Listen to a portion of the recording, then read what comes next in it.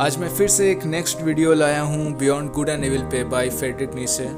और इसका पहला जो वीडियो मैंने बनाया था, आई होप कि आप लोगों को बहुत पसंद आया। और एटलीस्ट 10 मंथ्स हो चुके हैं, अभी तक मैंने कोई वीडियो नहीं लाया, तो मैंने सोचा कि एक नेक्स्ट वीडियो लाता हूँ और साथ ही साथ मैं और भी अदर बुक्स की एक्सप्लेनेशन भी लेते आऊँगा। तो ज़्यादा देर नहीं करते हैं, स्टार्ट करते हैं आज की वीडियो को। Good and evil by Friedrich Nietzsche. ये सेकंड पार्ट है। इससे पहले मैंने प्रेजुडियूस ऑफ फिलोसफर्स के बारे में बताया था, जो कि पहला चैप्टर था, और ये नेक्स्ट चैप्टर है जो कि है द फ्री स्पिरिट। अब इसका कोर कॉन्सेप्ट क्या है, कौन है ये फ्री स्पिरिट, और फ्रेडरिक नीचे इस फ्री स्पिरिट के बारे में क्या कहना चाहते हैं, बहुत ही शॉर्ट में समझाऊंगा। एटलीस्ट 15 मिनट्स के अंदर ख़त्म कर दूंगा मैं इस पूरे चैप्टर को। टोटल 9 चैप्टर्स की एक्सप्लेनेशन मैं इस पूरे सीरीज़ में लेके आऊँगा। देखो यार, ये फ्री स्पिरिट क्या है, इसको समझने के लिए सबसे पहले हम लोगों को ना ये जो जिस वक्त पे या जिस टाइम पे ये बात चल रही है, फ्रेडरिक नीचे जिस टाइम की बात कर रहे हैं, हमको उसके बेसिक को समझना पड़ेगा। देखो हुआ क्या, ओवरऑल जब बहुत स्टार्टिंग के पीरियड में जब कोर कॉन्सेप्ट के बारे में लोग खोज रहे थे कि भाई ह्यूमंस आए कैसे, लोग कैसे बने, सोसाइटी कैसी बनी और चीज़ें वर्क कैसी करती हैं और किस तरीके से होना चाहिए, तो जो कोर फिलोसफर्स थे ना, उन्होंने क्या किया, उन्होंने ये सोचा कि सोसाइटी जैसी है वैसा तो है ही है, लोगों की लाइफ बहुत ज़्यादा सिंपल रहती है और लोग अपने आप से मतलब लेते हैं, छोटे छोटे ग्रुप्स बना के रहते हैं, बहुत ज़्यादा सोसाइटी बहुत ज़्यादा कॉम्प्लेक्स नहीं थी पहले, एकदम सिंपल हुआ करती थी। तो ये जो कोर कॉन्सेप्ट वाले लोग हैं, यानी कि कोर फिलोसफर्स हैं, उन्होंने ये सोचा कि भाई सोसाइटी किस तरीके से काम करनी चाहिए। उन्होंने अपने थॉट्स को लिया और उसको सोसाइटी की रूल रेगुलेशन और नियम के साथ मिक्सअप करके एक ऐसी फॉर्म में कन्वर्ट कर दिया जिसको आज हम लोग मोरल्स, रूल्स, एथिक्स और बहुत सारे नियम कानून मानते हैं। और इन नियम कानूनों को ये इन फिलोसफर्स ने कुछ किताबों में, उपनिषदों में, अगर इंडियन कॉन्सेप्ट की बात किया जाए तो कई उपनिषदों में, कई पुराणों में लिख के लोगों के सामने रख दिया। अब आज के टाइम पे क्या है कि लोग इनको बिना कुछ सोचे समझे फॉलो करते हैं। कई बार हम लोगों ने बहुत सारे अलग अलग तरह के मोरल्स को फॉलो किया है कि भाई, जैसे फॉर एग्जांपल एक है कि आप दूसरों का भला करोगे तो कोई ना कोई आपका भला करेगा, आप कुछ दोगे तो आपको भगवान की तरफ से कुछ मिलेगा। और ओवरऑल जितने भी रिलीजियन हैं वो इन्हीं कोर कॉन्सेप्ट पे बेस हैं। सारे के सारे रिलीजियन ऐसे ही हैं कि कोई बहुत पहले का बंदा होगा जिसने, बंदा यानी कि कोर कॉन्सेप्ट वाले फिलोसफर्स होंगे जिन्होंने कि इन थ्योरीज को दिया और उसको किसी बुक में या फिर किसी कल्चरल बुक में, किसी रिलीजियस बुक में लिख दिया और उसको लोगों के सामने एक टेस्टमेंट बना के लोगों के सामने रख दिया कि भाई सोसाइटी ऐसी ही होनी चाहिए, लोग ऐसे ही होने चाहिए, फैमिली ऐसी ही होनी चाहिए, नातेदारी या किनशिप ऐसा ही होना चाहिए, लोगों का एक दूसरे के साथ रिलेशन ऐसा ही होना चाहिए। और इसको एकदम ओवरऑल सोसाइटी का एक तरीके से कहा जाए एक फ्रेमवर्क बनाया, एक लेआउट बनाया और लोगों को दे दिया, और लोग उसको एंडलेसली और आंख बंद करके उसको फॉलो करते रहे। और आज जो बेसिक सोसाइटी हम देख रहे हैं वो उसी की ट्रू कॉपी है, जिस चीज़ को उन कोर फिलोसफर्स ने बना के गए। ठीक है, उसमें चेंजेस होते हैं, वो बात की बात है, बिकॉज ऑफ द एजुकेशन है, धीरे धीरे उसमें थोड़े बहुत चेंजेस आते हैं, लेकिन जो कोर फिलोसफी है ना वो यही है जो ये फिलोसफर्स दे के गए। और फ्रेडरिक नीचे क्या कहते हैं इसमें, फ्रेडरिक नीचे सबसे पहला बात जो ये कहते हैं, वो कहते हैं कि अगर इन फिलोसफर्स ने कोई चीज़ निकाली जिसको वो लोग सच कहते हैं, ट्रूथ कहते हैं, तो हम लोग कैसे मान ले कि जो इनको दिखा वो वास्तविक रूप से ट्रूथ ही था। और सेकंड पॉइंट ये होती है कि जो लोग कहते हैं कि भाई ये फिलोसफर्स, आपने देखा होगा कि बहुत सारे लोग ऐसे जो लोग कंजर्वेटिव माइंड के होते हैं, रिग्रेसिव माइंड के होते हैं, या बहुत ही अलग अलग कल्चर्स में लोग होते हैं, ऐसा कोई भी गलत बात नहीं है, बट बहुत से ऐसे लोग होते हैं जो आपको ये कहते हुए मिलेंगे कि यार आज का वक्त ना बहुत अच्छा नहीं है, पहले के टाइम पे लोग बहुत अच्छे हुआ करते थे, जो पहले के टाइम पे हमारे पूर्वज थे बहुत अच्छे थे, या फिर जो पुराने ऋषि मुनि थे बहुत बेटर उनका दिमाग था, आज के इंसान से पुराने लोगों का दिमाग बहुत ज़्यादा अच्छा हुआ करता था, पुराने टाइम पे लोग बहुत ज़्यादा इनोवेटिव होते थे, बहुत अच्छा होता थे। ठीक है, लेकिन द रियल लाइफ, मतलब रियलिटी अगर हो तो एक बहुत ही अच्छी बात ये मतलब समझने की बात है कि जो आज के वक्त में जितना इंडिपेंडेंट इंसान है, जितना फ्रीडम फेस करता है, जितना फ्रीडम फील करता है, आज से कई 100 साल पहले इतना फ्रीडम किसी के भी पास नहीं था। उस टाइम पे अगर मैं जो आज ये बात कह रहा हूँ, अगर ये बात मैं उस टाइम पे कहता ना, तो गारंटी थी कि कहीं ना कहीं मेरा सर कलम कर दिया जाता, बिकॉज कि उस टाइम पे बहुत ज़्यादा रिग्रेसिव टाइप के लॉज थे, बहुत ज़्यादा रिप्रेसिव लॉज थे, बहुत ज़्यादा लोगों को कंट्रोल किया जाता था। तो ये कहना कि पहले के टाइम पे फिलोसफर्स जो थे वो बहुत ही अच्छे थे, या पहले के वक्त जो था वो बहुत ही अच्छा था, ये तो एकदम सही बात नहीं है। दूसरी चीज़ जो सबसे इम्पॉर्टेंट फ्रेडरिक नीचे कहते हैं कि इन लोगों ने, सो कॉल्ड फिलोसफर्स ने, कुछ बातों को किताबों में लिख दिया। ये जो बातें थी ये ऐसा नहीं था कि इन्होंने बहुत ज़्यादा तपस्या की। हम लोग ऐसे पढ़ते हैं कि कई किताबों में हैं, हम लोग देखते हैं, लोग बोलते भी हैं कि जो पुराने कोर फिलोसफर थे इन्होंने बहुत तपस्या की, बहुत ज़्यादा सोसाइटी की स्टडी किया, और उसके बाद इन लोगों को कहीं से दैवीय ताकत मिली, या कहीं से इन्होंने पता किया, रिसर्च की बहुत ज़्यादा, उसके बाद इन्होंने कोई रूल रेगुलेशन और नियम कानून बनाए जिससे कि सोसाइटी बहुत अच्छे से चले। तो ऐसा नहीं है। हम लोग बोलते हैं कि बाय द नॉलेज ये सब इन्फ्लुएंस होते हैं, ऐसा नहीं है। इनके अंदर के जो प्रेजुड्यूस था, जो एक मन की एक प्रेजुड्यूस होती है, प्रेजुड्यूस के बारे में अगेन मैं बोल रहा हूँ कि प्रेजुड्यूस के बारे में मैंने इससे पहले चैप्टर में बता रखा है कि फ्रेडरिक नीचे प्रेजुड्यूस के बारे में क्या बोलते हैं। ओके, तो अगर किसी ने नहीं देखा हो तो प्लीज़ मेरा फर्स्ट वीडियो आप लोग ज़रूर जाके देखिए। ओके, तो देन फ्रेडरिक नीचे कहते हैं कि ये जो कोर फिलोसफर्स थे ना, इन्होंने क्या किया, अपने मन के प्रेजुड्यूसेस को थ्योरी का रूप देके, एक नियम कानून का रूप देके उसको ओवरऑल बुक में लिख दिया और लोगों के सामने एज अ टेस्टमेंट की तरह लोगों के सामने रखा, और लोग एंडलेसली उसको फॉलो करते हैं। अब आगे फ्रेडरिक नीचे ये भी कहते हैं कि लोग आखिर क्यों बिना सोचे समझे किसी भी बात को फॉलो कर रहे हैं। इसका रीज़न ये है क्योंकि लोग जो है ना वो बहुत ज़्यादा क्रिटिकल माइंड से नहीं सोचते। कॉमन पीपल होते हैं वो बहुत ज़्यादा क्रिटिकल माइंड से नहीं सोचते।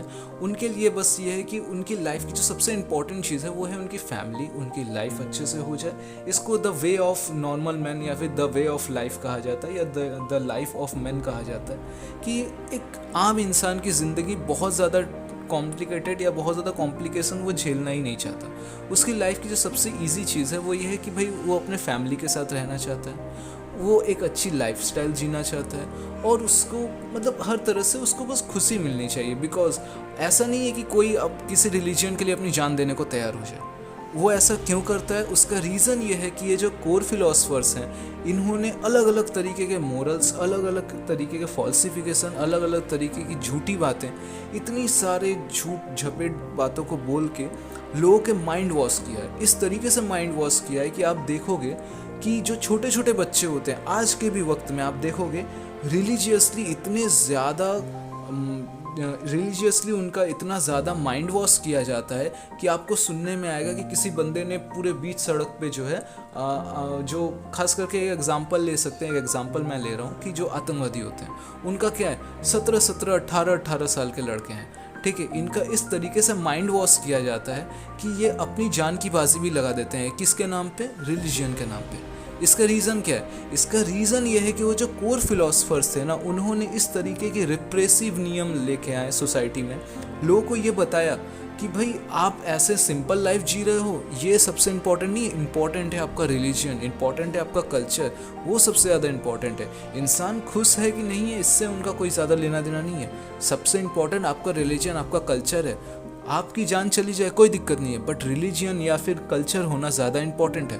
और ये चीज़ किसने समझाई? ये चीज़ इन्हीं फिलोसफर्स ने लोगों के सामने समझाया। और आप देखोगे आपको हज़ारों लोग ऐसे मिल जाएंगे जो एंडलेसली इन बातों को मानते हैं। क्यों मानते हैं नहीं पता, बस मानते हैं। क्यों? क्योंकि उनके पूर्वज भी इसी बातों को मानते थे।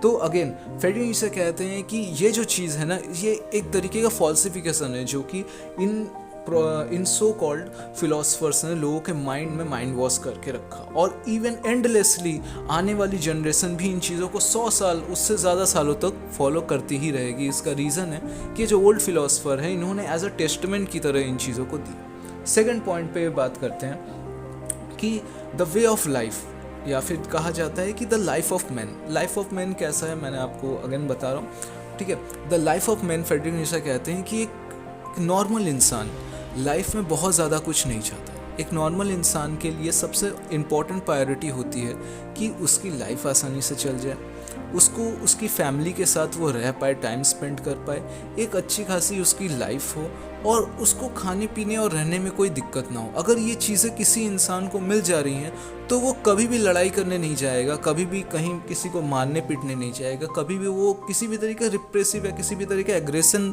नहीं दिखाएगा। इसका रीज़न है कि सोसाइटी में अगर उसकी मन की इच्छा पूरी हो जाती है, अगर वो जो चीज़ें उसकी नीड है वो पूरी हो जा रही है, जो उसके उद्देश्य हैं वो उसकी सोसाइटी में पूरी हो जा रही है, तो वो कभी भी लड़ाई करने नहीं आएगा, कभी भी वो क्राइम नहीं करेगा। और आप जो आज के टाइम पे आज की सोसाइटी में आप जो क्राइम देख रहे हो, उसका जो सबसे इम्पॉर्टेंट रीज़न है, सबसे जो मेन रीज़न है वो यही है कि आदमी या फिर इंसान, यहाँ पे मैं आदमी बोल रहा हूँ, दैट मीन्स कि मैन यानी कि ओवरऑल ह्यूमंस, ठीक है। इंसान की जो सबसे बड़ी दिक्कत है वो ये है कि सोसाइटी उसकी इच्छाओं की पूर्ति नहीं कर पा रहा या उसके उद्देश्यों की पूर्ति नहीं कर पा रहा। आप जाओगे, आप बाहर थोड़ा बहुत भी अगर ऑब्जर्व करोगे तो आपको दिखेगा सिर्फ 2% ऐसे लोग हैं जो कि अपनी ज़िंदगी को एकदम ऐसो आराम में जी रहे हैं, और बाकी के 98% लोग किसी न किसी तरीके के दिक्कतों को फेस करते हैं। और इसके लिए अगर वो लोग उठ के खड़े होकर जवाब मांगेंगे ना, तो उनको ही उल्टा बोला जाएगा कि आप नहीं कर रहे हो, इसीलिए आप नहीं कर पा रहे हो, इसीलिए आप प्रॉब्लम जी रहे हो। इवन कि इंडियन सोसाइटी में तो यहाँ तक हो गया कि जो कास्ट सिस्टम है, एग्जाम्पल मैं ले रहा हूँ, सिंपल सा एग्जाम्पल ले रहा हूँ कि कास्ट सिस्टम में क्या कहा गया कि भाई आप शुद्र हो। इसका रीज़न ये नहीं है कि आप अभी मेहनत कर रहे हो, नहीं कह रहे हो। इसका रीज़न है कि आपने पिछले जन्म में कुछ गलत किया होगा, दैट मीन्स कि आप शूद्र बन के पैदा हुए हो और इसका भोग आपको इसी दुनिया में करना पड़ेगा, ठीक है। तो इस तरीके के जो ओल्ड फिलोसफर्स थे ना, इन्होंने अजीब अजीब तरीके के रिपल्सिव और अजीब अजीब तरीके के रिप्रेसिव टाइप के नियमों को लेके आया लोगों के सामने, ताकि किसी तरीके से लोगों को सप्रेस किया जा सके। तो आगे फ्रेडरिक नीचे बात करते हैं different type of thinking about the people, मतलब लोगों की सोच के हिसाब से या लोग किस तरीके से सोचते हैं। अगेन मैं आपको कहना चाहता हूँ कि हर एक इंसान दुनिया को अलग अलग तरीके से देखता है, हर एक इंसान के सोचने का तरीका अलग है, हर एक इंसान के समझने का तरीका अलग है। भले ही जो ऑब्जर्व है, जो चीज़ें हैं वो सेम हो, लेकिन एनवायरनमेंट भले ही सेम हो, लेकिन लोगों के देखने और समझने का तरीका ना बहुत ही ज़्यादा पर्सनैलिटी के हिसाब से डिफ्रेंशिएट करता है, ठीक है। तो इसी वजह से फ्रेडरिक नीशे ने क्या किया कि लोगों को सोचने के आधार पे उन्होंने 3 पार्ट में लोगों को डिवाइड किया। और बहुत ही मज़ेदार बात है कि उन्होंने संस्कृत टर्म्स का यूज़ किया।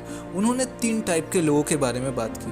पहला गंगस्त्र गति, पहले टाइप के लोग थे गंगस्त्र गति, दूसरे टाइप के लोग थे कुमार गति, ठीक है, तीसरे टाइप के लोग हैं मेंढका गति, ठीक है। अब ये गंगोस्त्र गति मीन्स क्या होता है? गंगोस्त्र गति मीन्स होता है कि the way of Ganga, means कोई चीज़ है जो कि गंगा नदी की तरह चल रही है। जैसे गंगा की धारा होती है, यानी गंगा रिवर की धारा होती है, वो रिवर की स्ट्रीम है, रिवर की धारा है, वो कैसे एकदम बहती रहती है। आप उसको एक तरफ से रोकने जाओगे वो दूसरी तरफ से बहेगी।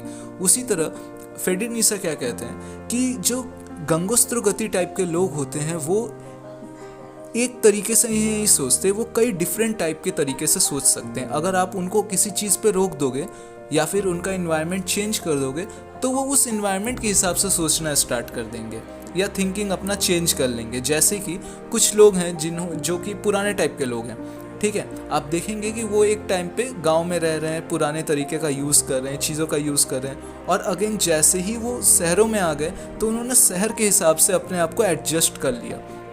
तो इस फेनोमेना को जो फ्रेडरिक नीशे क्या कहते हैं, गंगोस्त्र गति, मतलब लोग अपने समय और अपने जगह के हिसाब से, एनवायरनमेंट के हिसाब से अपने सोचने के तरीके को चेंज कर लिया, ठीक है। नेक्स्ट वो बात करते हैं कुर्मा गति, मीन्स कुर्मा यानी होता है कछुआ, ठीक है। तो कछुआ क्योंकि स्लो एडाप्टेशन होती है, बहुत स्लो काम करता है, इसीलिए फ्रेडरिक नीशे कहते हैं जो कुर्म गति टाइप के लोग होते हैं ना, उनकी सोचने की जो क्वालिटी है वो कैसा है, वो थोड़ा कंजर्वेटिव माइंडसेट के होते हैं। कंजर्वेटिव माइंडसेट मीन्स चीज़ों को बहुत जल्दी अडॉप्ट नहीं करते हैं, चेंजेस को बहुत जल्दी अडॉप्ट नहीं करते हैं। आप लोगों ने, बहुत से लोगों ने देखा होगा जब कोरोना पीरियड आया था और हमारे पेरेंट्स देखते थे कि हम लोग जो है ऑनलाइन पढ़ाई कर रहे हैं, तो बहुत से जो पुराने लोग होते थे वो कैसे बोलते थे कि अरे यार टीवी से पढ़ाई थोड़ी ना होती है या फिर ऑनलाइन पढ़ाई थोड़ी ना होती है, असली पढ़ाई तो टीचर के सामने बैठ के ही हो सकती है, ये मोबाइल से पढ़ाई वढ़ाई कुछ नहीं होती, ठीक है। तो बहुत से अलग अलग टाइप के कंजर्वेटिव माइंडसेट के भी लोग इस दुनिया में अवेलेबल हैं, मतलब होते हैं, ठीक है। नेक्स्ट जो लोग होते हैं मेंढक गति। मेंढक गति एक गजब टाइप की उन्होंने डिस्कस किया है। मेंढक यानी जो वो होता है मेढक होता है, ठीक है, फ्रॉग क्या करता है, एक पॉइंट पे बैठा रहता है, फिर उछल के दूसरे पॉइंट पे जाता है, फिर दूसरे पॉइंट से तीसरे पॉइंट पे उछल के आता है, ठीक है। तो उन्होंने कहा कि कुछ लोग सोसाइटी में ऐसे होते हैं, ऐसे थिंकिंग रखते हैं जो मेढक की तरह होते हैं।